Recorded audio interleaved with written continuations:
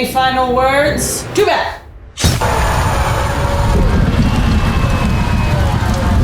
Hello everybody and welcome back to my YouTube channel, or welcome to my YouTube channel.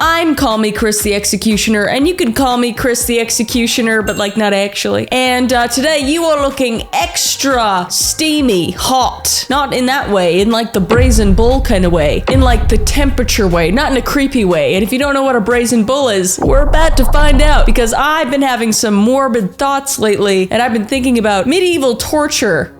Specifically, and which one I would choose and which one I would least likely choose in my inevitable death. Lord knows I would be convicted as a witch back in those days. So I thought we could play this little game, you know, a would you rather basically, and do a tier list from 1 to 13 of which one of these is worst way to go and the best way to go. So let's get to it.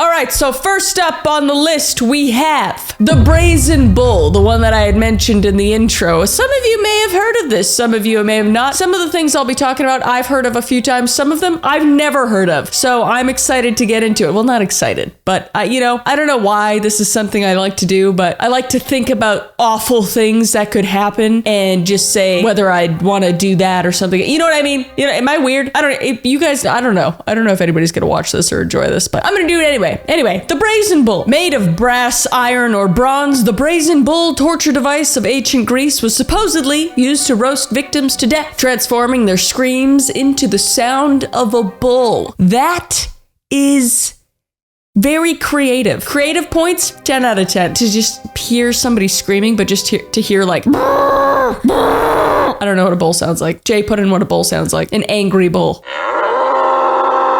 The Brazen Bull, also known as the Bronze Bull, was a brutal torture and execution device allegedly used in ancient Greece. God, those Greek motherfuckers just knew how to kill somebody, basically. It was created in the 6th century BCE. It was designed to be a particularly gruesome method of capital punishment. The device was a hollow brass statue crafted to resemble a real bull. I think it was often like pretty much the size of a bull too, like just enough to fit one person in there, in which victims were placed before a fire was lit beneath it. The metal would naturally become extremely hot. If you ever put your little nubs on a hot pan just for like a second, like I did last night, and burnt my little tip of my fingers and I screamed. Just imagine that, but like until you die.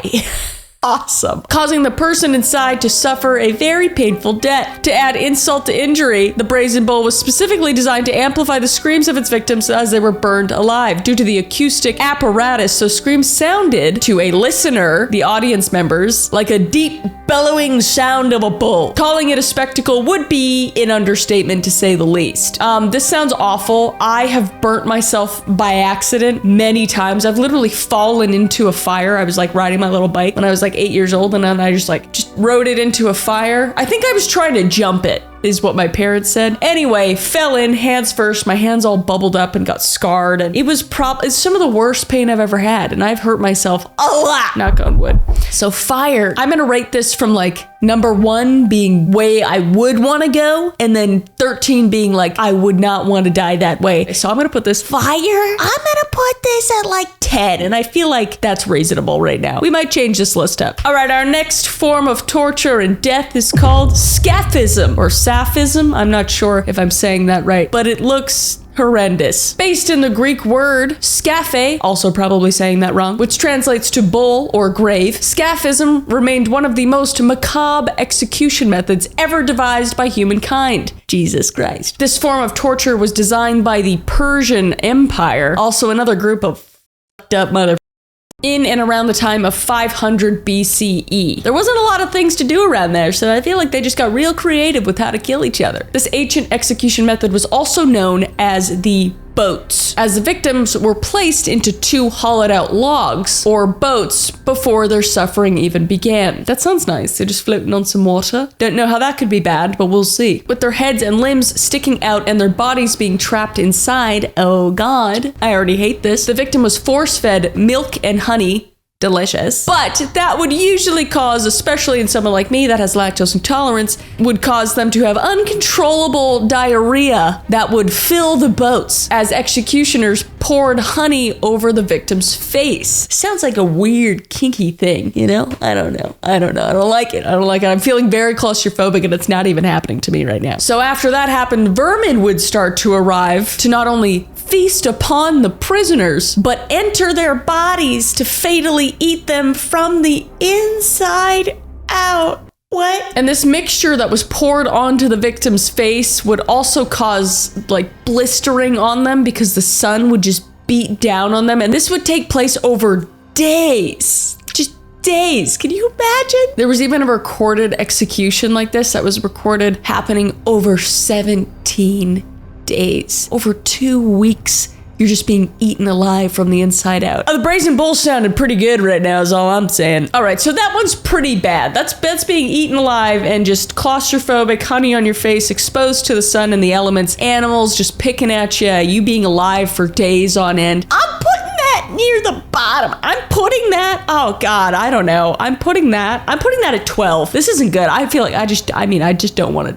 die like in any of these ways, but I'm gonna put that at 12. All right, next up we have the Blood Eagle, which sounds like a badass metal band name, but alas, it is not. It is something extremely horrific. The Blood Eagle was a brutal, ritualized method of torture and execution that was allegedly practiced by Nordic people during the Viking Age. Oh, another group of just savage mother.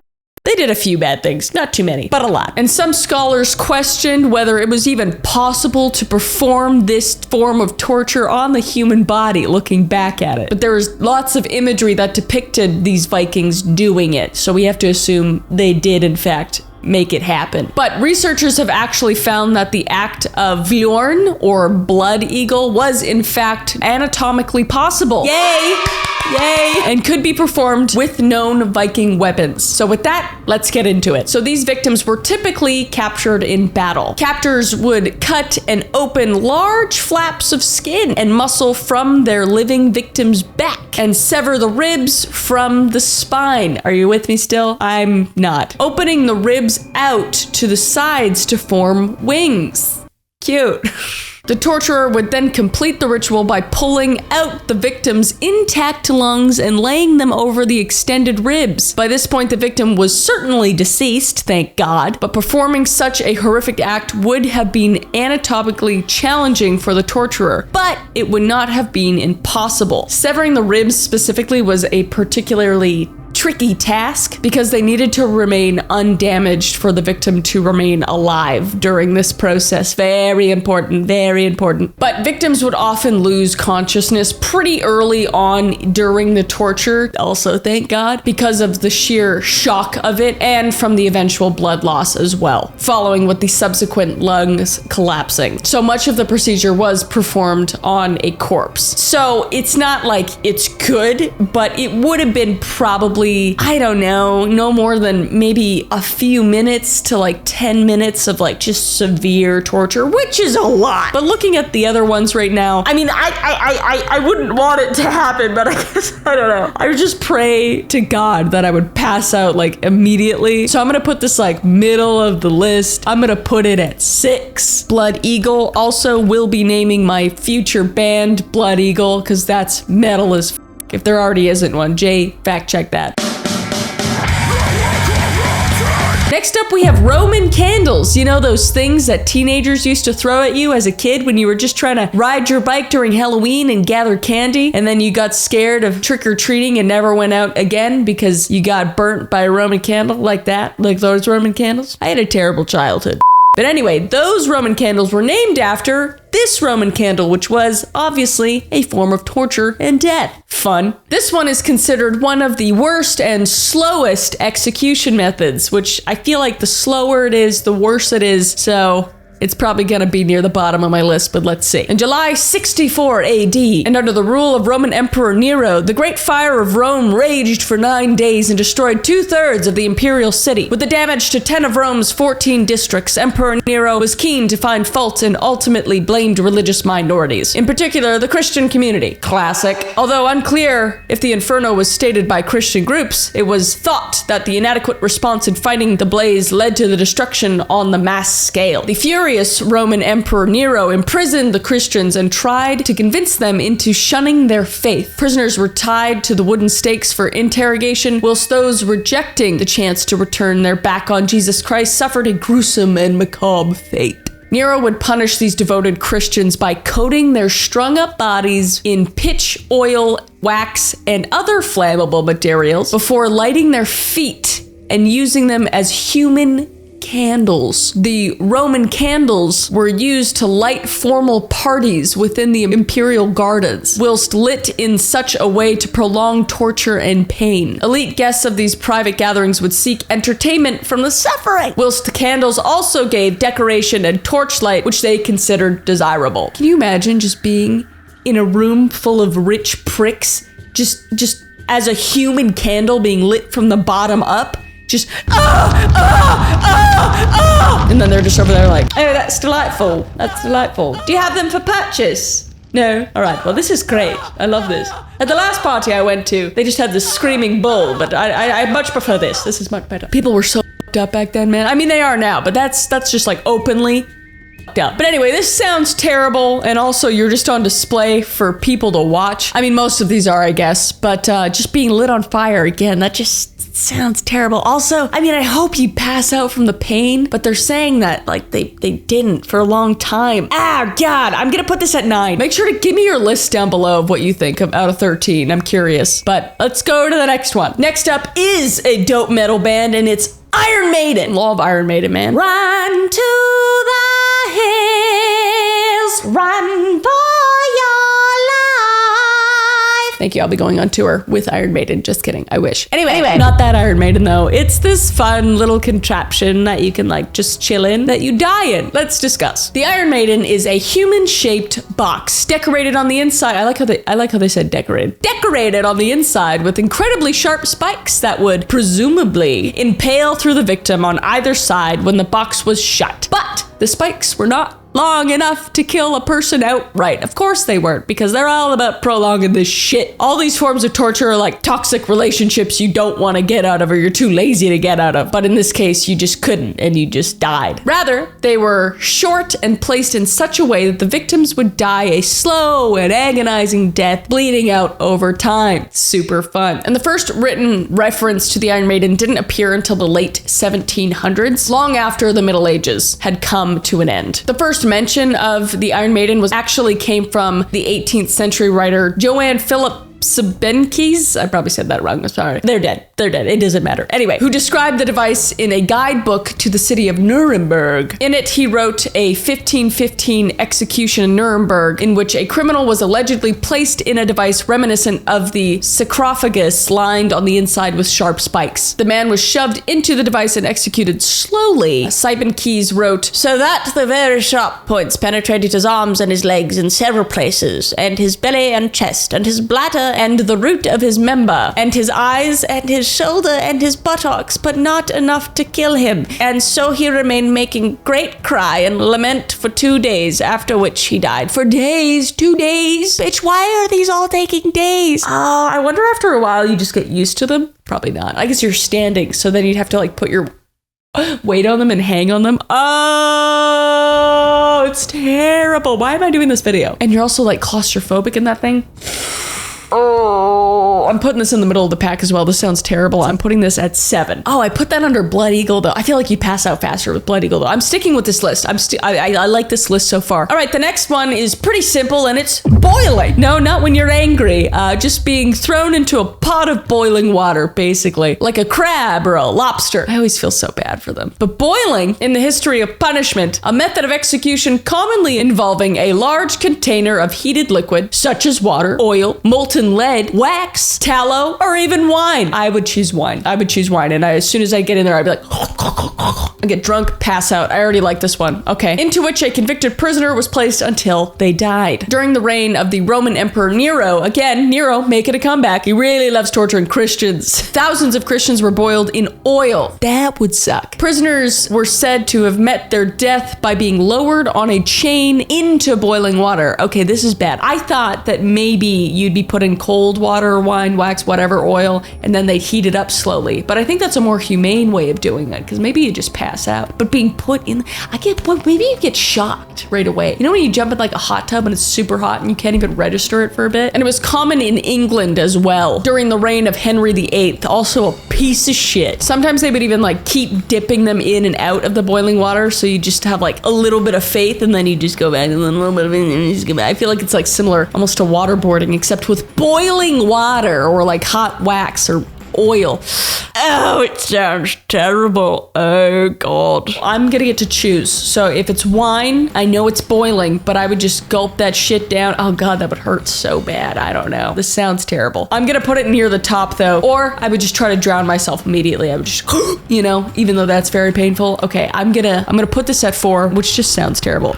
Number 4 on my list, boiling to death. All right, this is one I've never heard of actually, and it's called Keelhauling, which sounds kind of fun, kind of silly, kind of goofy, but it's a deranged torture method, so let's get into it. Keelhauling was said to be used by the Navy and pirates in the 17th and 18th centuries. Keelhauling is a form of punishment in which the victim is suspended by a rope from the mast of a ship, fun, with a weight attached to his legs. Oop. Not fun. Once the crew members let go of the rope, the victim falls to the sea and is dragged along the keel or the bottom of the ship, hence the name keel hauling. Aside from the obvious discomfort, what? This part of the ship was encrusted with barnacles, causing lacerations to the victim being keel hauled. Gruesome as it sounds, when it comes to the truth about keel hauling, there has been much speculation over how gruesome it actually was, how much it was used, and who exactly practiced this method of torture. The most concrete records that depict the official use of keel hauling as punishment seems to come from the Dutch, which they seem pretty innocent, so this is surprising. For example, a painting titled "The Keel Hauling of the Ship's Surgeon of Admiral Jan van Ness" by Liev Peter sits in the Rijksmuseum in Amsterdam,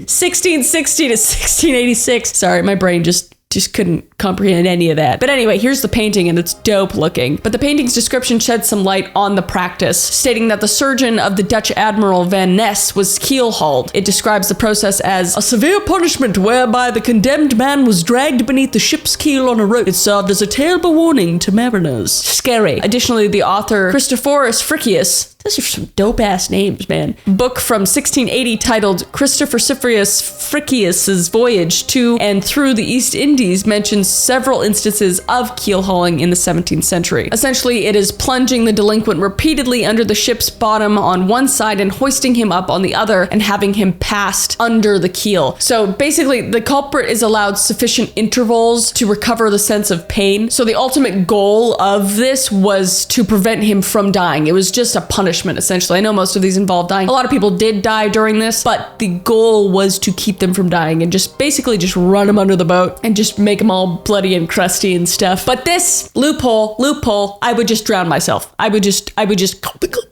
you know, because that shit. I'm putting this near the top because I feel like I have some control here because I just would not want to endure that at all. And it also has a fun name. I'm going to put keel hauling at 3. All right, next up we have the classic hanging. You've seen this depicted in Pirates of the Caribbean, tons of other shows and all that.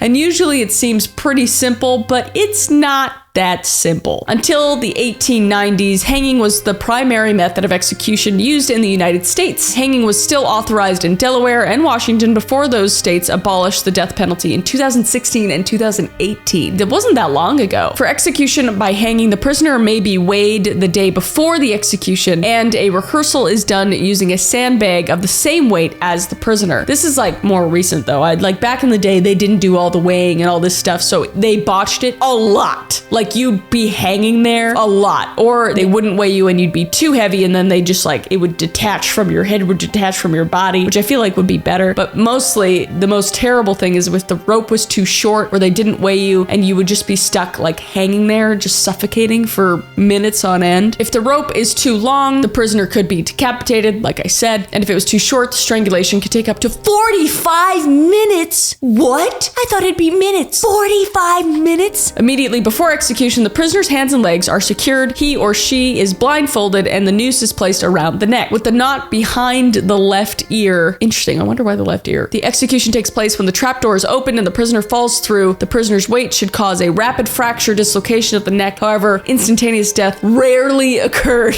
Awesome. This sounds awful. I'm gonna put this right in the middle and like hope I like slip my guy like a pound or like 2 pounds to like make sure that rope is right if I had it, but I'm gonna put it in the middle because that sounds terrible. All right, next. This one I know because of Game of Thrones, and there's a reason I left 2 spots in the bottom right now. It's rat torture. I hate rats, and we know this. I've spoken about this at length, and not because of just this either. So rat torture was used at least as far back as 60 CE in the Roman Empire. Classic Roman shit. Then, according to the Torture Museum, Emperor Nero, classic Nero, used the rodents as tools of justice against his enemies. I would not want to have been around this guy, man. This guy sounds like ass. I hate this guy. So one of the most fiendish forms of rat torture emerged during the Dutch Revolt. The Dutch again coming through in the 16th and 17th centuries. The method involved trapping rats in a bottomless cage atop a victim's abdomen. So just right on top, right like that, just with rats in the cage, just scurrying on your body. And then burning coals were placed on a small tray atop the cage, heating the metal from above. What happens when you heat the metal from above? Rats don't like burning to death or being on fire, so where are they to go? Oh yeah, they're to burrow and crawl into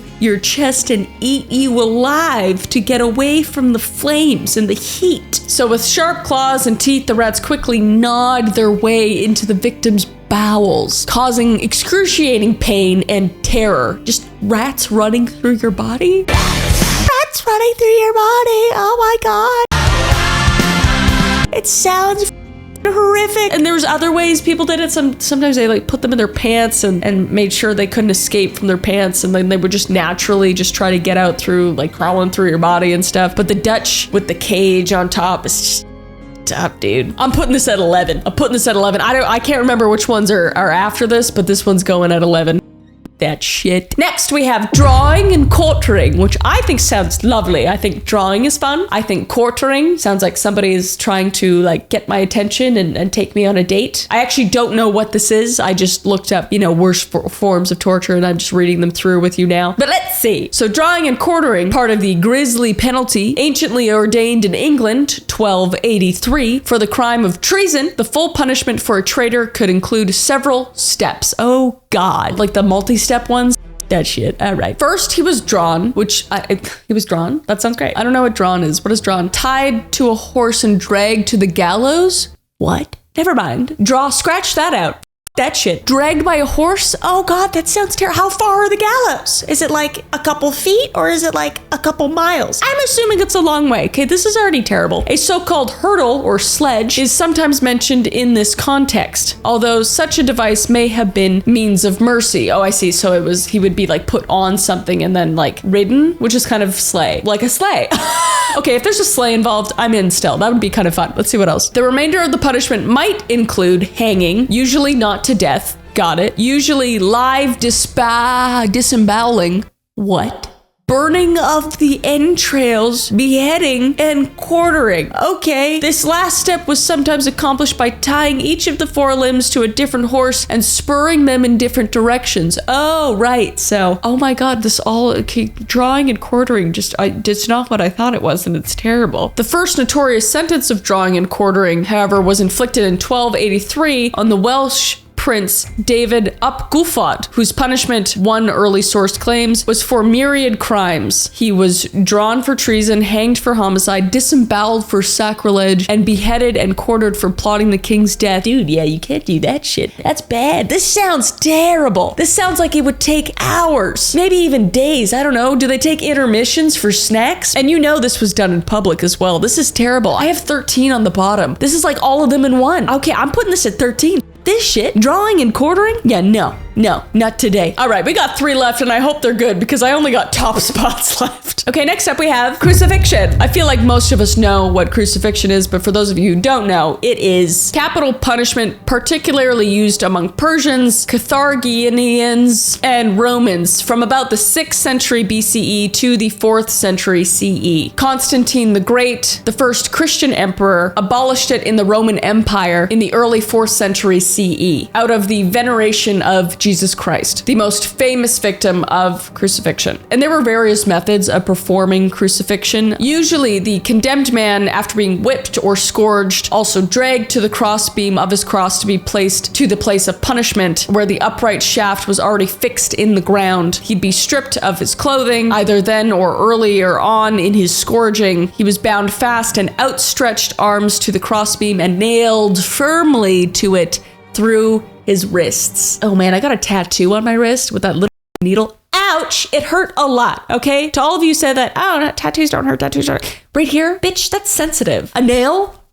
No thanks. Although I feel like it'd be pretty quick. I feel like it'd be like, and you'd be like, ow, and then be fine. Probably not, because then you're hanged by them, which is pretty shitty. The crossbeam was then raised against the upright shaft and made fast to it about 9 to 12 feet, approximately 3 meters from the ground. Next, the feet were tightly bound and nailed to the upright shaft. So usually they put like feet on each other like that and then oh, my feet are so ticklish. I would hate that. Oh my God. I'm joking, but I'm terrified as well. A ledge inserted about halfway up the upright shaft gave some support to the body. Evidence for similar ledge for feet is rare and late. Over the criminal's head was placed a notice stating the name of his crime. Death ultimately occurred through combination of constrained blood circulation, organ failure, and asphyxiation as the body strained under its own weight. Could be hastened though by shattering the legs with an iron club, which prevented them from supporting their own body weight and made inhalation more difficult, accelerating both asphyxiation and shock. So I feel like you almost want your legs to get shattered at that point, but that would hurt. This also sounds terrible, very prolonged and awful. I'm gonna put it at my next lowest spot, which is number 5. I don't like it at all. All right, next up we have the Pear of Anguish, which sounds just kind of funny to me. It's this fun little device. I don't actually know what it does, but essentially it was used to extract confessions from criminals during the medieval era. It would be inserted into the victim's mouth and then expanded, causing immense pain. Oh God, it would just be oh, I got a small mouth too. Oh God, I got a small mouth. I wouldn't be able to handle that. Many believe the brutal torture device was used for centuries and caused immense suffering to its victims. Yeah, no kidding. And the instrument was pear-shaped, hence being called, you know, the pear of torture or whatever the it's called. And the body of the pear was made up of 4 metal leaves, joined at the hinge at the top. Usually these devices had a crank or a key on the end. Depending on the nature of the crime, the Pear of Anguish, not torture, was inserted into different orifices. Oh, it couldn't just be your mouth. It was, oh God, I only have 1 and 2 left. Shit, this is terrible. Those convicted as heretics received the choke pear, also known as in the throat. It was inserted into the victim's mouth and then expanded, causing immense pain. As horrible as this torture device sounds, it was not meant to kill its victims. Humiliation and extreme torment was definitely the results. Oh God. The victim's jaw would be dislocated and their cheeks would be ripped open. Oh, great. I'd rather die,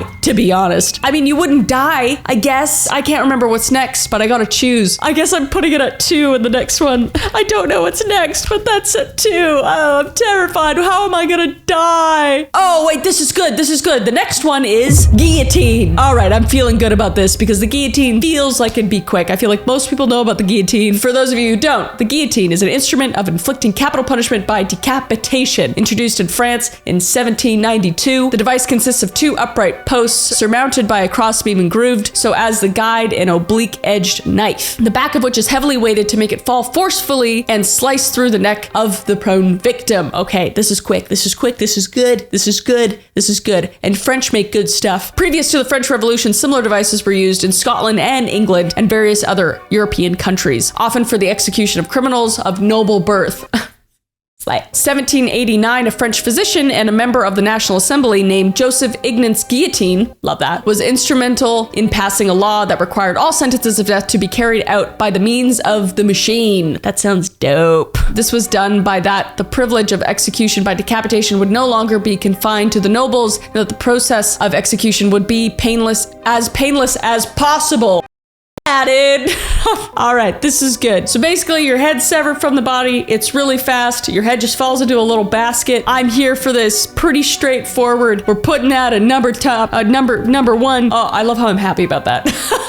But like, let's go. Anne Boleyn, beheaded. Love that. Not by guillotine necessarily, but by sword. And I like that it's not by like somebody cutting it off because I don't trust people. But these machines, hell yeah. I would love to know what your list of 13 was. And if you like this video, I know it was different. I love history. I like going through history. I know it's a bit morbid, but it's just interesting. People are crazy and I find this stuff interesting. If you want to see more lists like this or ratings and stuff, let me know in the comments below what else you'd want to see. But I had fun. I hope you did. If you liked the video, please like the video. If you want to subscribe, please subscribe. This is obviously the best YouTube channel ever. And I will see your beautiful face in the next video. Okay? Bye.